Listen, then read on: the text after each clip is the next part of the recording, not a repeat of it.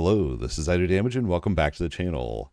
In this Dragonkin the Banished video, I want to talk to you about the Oracle class, and specifically, as the title and thumbnail alludes to, we're going to be talking about how you can get infinite energy so that you can spam your ability to your heart's content. Now, this is going to come into play a little bit later on down the track, once you're around level 30 or so. Perhaps you could pull it off a little bit sooner, but let's go ahead and get right to it. What you're going to be looking for is this Transcendence modifier. What this does is whenever you activate an ability, it's going to reduce all of your energy costs by 100%, increase attack. But the downside of this is there's going to be a very heavy cooldown period here for that ability. So I'm going to go ahead and show you a trick that you can use so that you can pick a primary ability that's your damage dealer. What I'm using for my main source of damage is Explosive Eruption. So perhaps in the future we'll do like a full deep dive build guide video. But this one I just kind of want to show you this little trick so you can add it into your toolkit when you're making your Oracle build. So Transcendence is the modifier here. Now the trick is with Transcendence, you have to have 5 lightning bolts in order for this effect to become enabled. Now let's go ahead and jump into the game here. Went ahead and jumped to the gameplay, and you should be thanking me. I cleared out my grid for this video so we can make this as clear as possible, because I know sometimes these grids can be kind of an eyesore to look at. So if you don't know how the grid system works, I have a video that goes over some more deeper tips and tricks. But basically you have a cluster here. So we have 2 hexagons, and these are connected. We have our skill and we have our modifier. Now, any other modifiers that are touching any part of this cluster, we can get benefits from. But now the trick is with that Transcendence, you have to have the 5 lightning bolts. There's only 4 on a legendary version of this modifier. Now, perhaps when we find a mythical, this will change. But for now, this is kind of what we have to work with. Now, I got lucky and I found an uncommon Transcendence over here. It's on a 5 cluster of hexagons. What I can do is I can pair these up, and you can actually see here that this then enables our Transcendence effect. So right now, if I were to use Chaotic Armor, I would go into Transcendency, and also whenever I use Arcane Portal. I'll go ahead and show you this here in the game, what that kind of looks like. So the ability, as I mentioned, we're going to be using is Explosive Eruption. We're just going to have it on here so I can show you what Transcendency actually looks like. So we'll go ahead and teleport. And right down here, you can see there's Transcendence. We can literally spam this thing without running out of energy. And then when it's gone, we can pop our armor and again, enter into Transcendence and spam this. So the goal here is to find 2 more skills that we can get Transcendence from, and then being able to have at least one of these off cooldown and ready so we can have 100% uptime on this Transcendency. Another thing you want to take note of here with Transcendency is this can't be used on any old ability. The ability has to be an active cooldown ability. So you cannot use this on like a primary skill or anything like that. It has to, in fact, have a cooldown built into it. Well, with that information, we have a couple different options, but I'm going to go ahead and show you what I use. Of course, we have our armor, teleport that we talked about. I also use my Atomic Storm. Now, the trick is with these 2 other skills we're going to use, Atomic Storm and our Draconic Ally, these 2 have to actually be touching both of these clusters so that we're getting both Transcendency effects, modifier effects here. And you can see why it's important at the beginning that I told you it can touch anywhere on these and you can still get that effect. But in order for it to touch both of them, we have to place our Atomic Storm here. You can see by mousing over, we're getting both those Transcendency modifiers and unlocking it. We can actually test it here. Yep, it works. Now the next one we're going to puzzle in here is Draconic Ally. And this one, same thing. This one's going to have to be touching both as well. And now we have secured 4 abilities that will give us the Transcendency buff. So I want to go ahead here and I want to just show you kind of what a rotation with this, whatever you want to call it, would look like. So go ahead and teleport, enter Transcendency, and you're literally just going to spam it until you notice that you're running out of energy.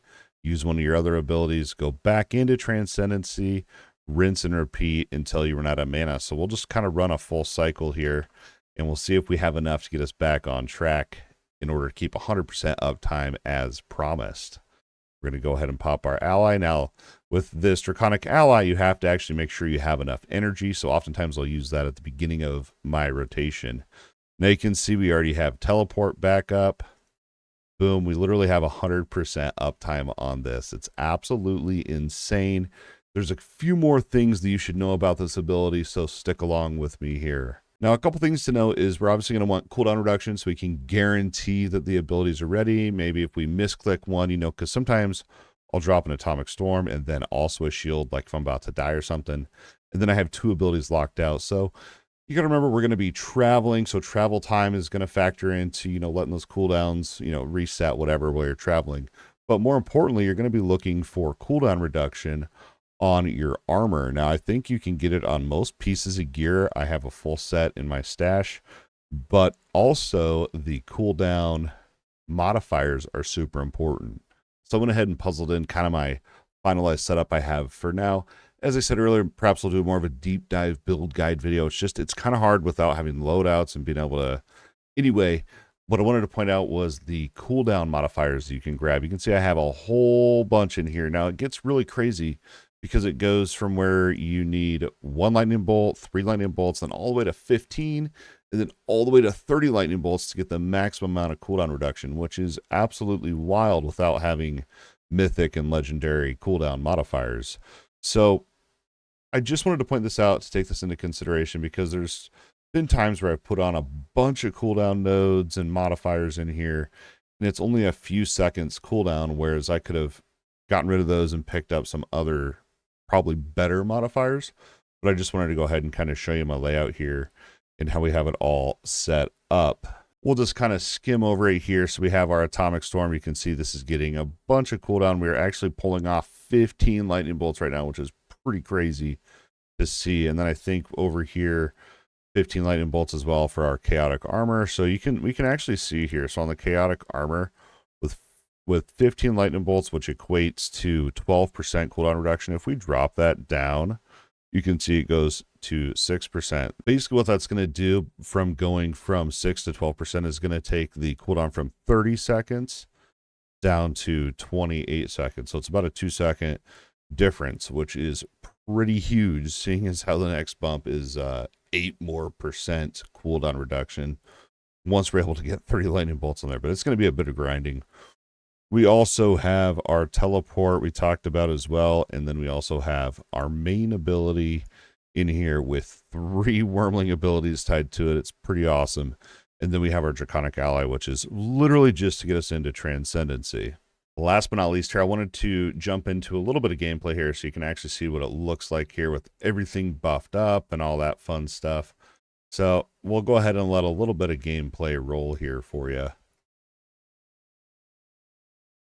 The trickiest part is to not button mash and not spam all of your abilities, and making sure that you can have that Transcendency up all the time. I know I oftentimes will kind of precast before, and then I'm stuck with a little bit of a cooldown lock out there. But it really, I mean, the cooldowns reset so quick as well. And you can see I've got 4 of the skills in Symbiosis as well for benefiting from physical, electric, and fire damage on some of these abilities, which is insane. Another trick you can do too is your Atomic Storm, the vision effect here. If you use it with vision, it will reduce the cooldown by 5 seconds. So you can see if I just don't use vision, you can see it's got its full cooldown thing there going. And we'll use our Transcendency. We'll keep killing stuff here. We're waiting for that cooldown to come up, because I want to show you what this looks like here when you do in fact use vision on it. I recommend using it because honestly, you're going to get so much vision that you can just use your vision charges with Explosive Eruption here to get more projectiles. And you just build up your vision just from attacking stuff. So you're always going to have it. So let's go ahead and build that up here. You can see we have enough for 1 charge. Now watch our Atomic Storm cooldown here. We're going to use a vision, Atomic Storm. You can see it shaved 5 seconds right off the start there from the cooldown. So that would be, I would basically spam vision with your Explosive Eruption just for those extra. I'm not doing very good on my rotation because I'm trying to talk while I play. Yeah, use your vision with your Explosive Eruption spams for more projectiles. And then if you happen to have vision and you're able to cast Atomic Storm, do so. That's kind of your priority. Other than that, you're literally just spamming it. It becomes pretty ridiculous. And that's going to wrap it up for this Dragonkin the Banished video covering the Oracle and how to get infinite energy. Hopefully you found this video useful and or entertaining. If so, don't forget that like button and subscribe to the channel if you think I've earned it. Please consider becoming a YouTube channel member today. Unlock some pretty fun perks such as behind the scenes, early access to videos when I release a whole big batch, bloopers that I find while editing, and our member-only podcast, The Beard Chat with Idodmg. It's very therapeutic, and it seems that our members we have are really enjoying the content. So go ahead and join us on the YouTube channel membership page. But don't forget, your view alone means the absolute world. As always, thanks for watching, and we'll see you in the next video.